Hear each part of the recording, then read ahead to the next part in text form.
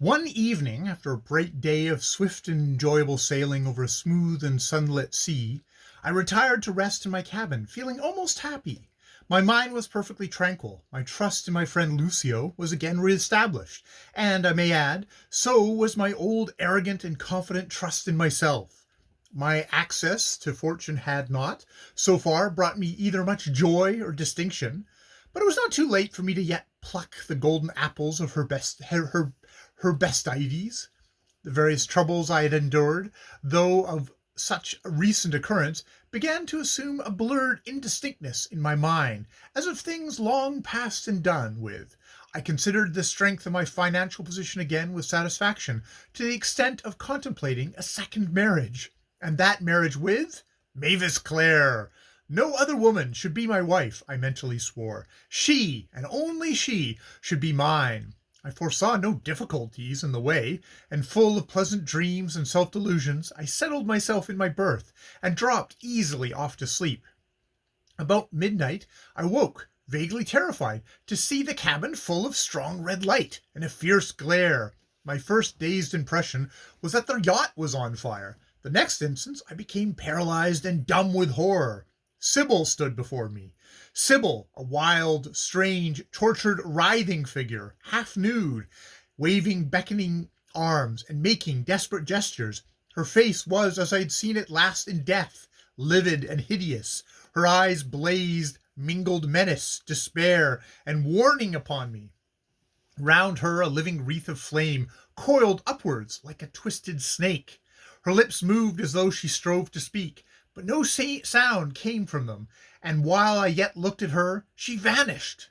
I must have lost conscience then, for when I awoke it was broad day, but this ghastly visitation was only the first of many such, and at last every night I saw her thus, sheeted in flame, till I grew well nigh mad with fear and misery. My torment was indescribable, yet I said nothing to Lucio, who watched me, as I imagined, narrowly. I took sleeping draughts in the hope to procure unbroken rest, but in vain. Always I woke at one particular moment, and always I had to face this fiery phantom of my dead wife, with despair in her eyes and an unuttered warning on her lips. This was not all. One day, in the full sunlight of a quiet afternoon, I entered the saloon of the yacht alone, and started back amazed to see my old friend John Carrington seated at the table, pen in hand, casting up accounts. He bent over his papers closely. His face was furrowed and very pale, but so lifelike was he, so seemingly substantial, that I called him by name, whereat he looked up, smiled drearily, and was gone. Trembling in every limb, I realized that here was another spectral terror added to the burden of my days, and, sitting down, I tried to rally my scattered forces and reason out what was best to be done. There was no doubt I was very ill. These phantoms were the warnings of brain disease. I must endeavor, I thought, to keep myself well under control till I got to England. There I determined to consult the best physicians and put myself under their care till I was thoroughly restored. Meanwhile, I muttered to myself, I will say nothing, not even to Lucio. He would only smile, and I should hate him.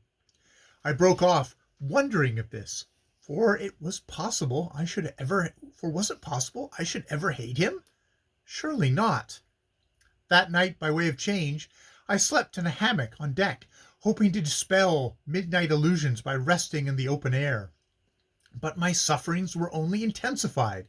I woke as usual to see not only Sybil, but also, to my deadly fear, the three phantoms that appeared to me in my room in London on the eve of Viscount Linton's suicide. There they were, the very same, only this time all their livid faces were lifted and turned towards me, and though their lips never moved, the word misery seemed uttered, for I heard it tolling like a funeral bell on the air and across the sea. And Sybil, with her face of death in the coils of a silent flame, Sybil smiled at me, a smile of torture and remorse. God, I could endure it no longer. Leaping from my hammock, I ran towards the vessel's edge, one plunge into the cool waves. Ha! There stood Emile, with his impenetrable dark face and ferret eyes. "Can I assist you, sir?" he inquired deferentially. I stared at him, then burst into a laugh. Assist me? Why, no! You could do nothing! I want rest! I cannot sleep here! The air is too close and sulphurous! The very stars are burning hot! I paused. He regarded me with his usual gravely derisive expression. I'm going down to my cabin, I continued, trying to speak more calmly. I shall be alone there, perhaps.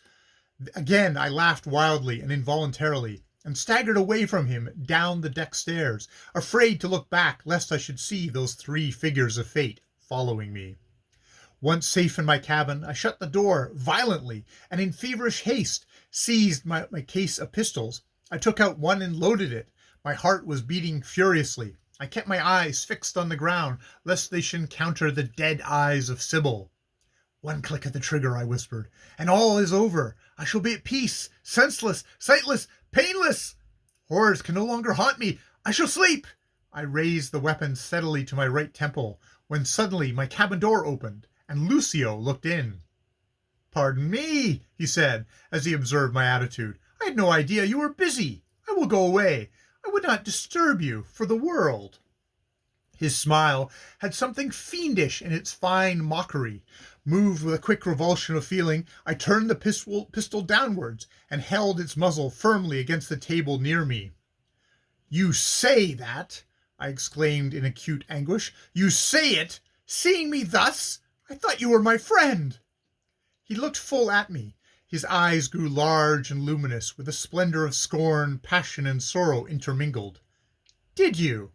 And again the terrific smile lit up his pale features. You were mistaken. I am your enemy. A dreadful silence followed.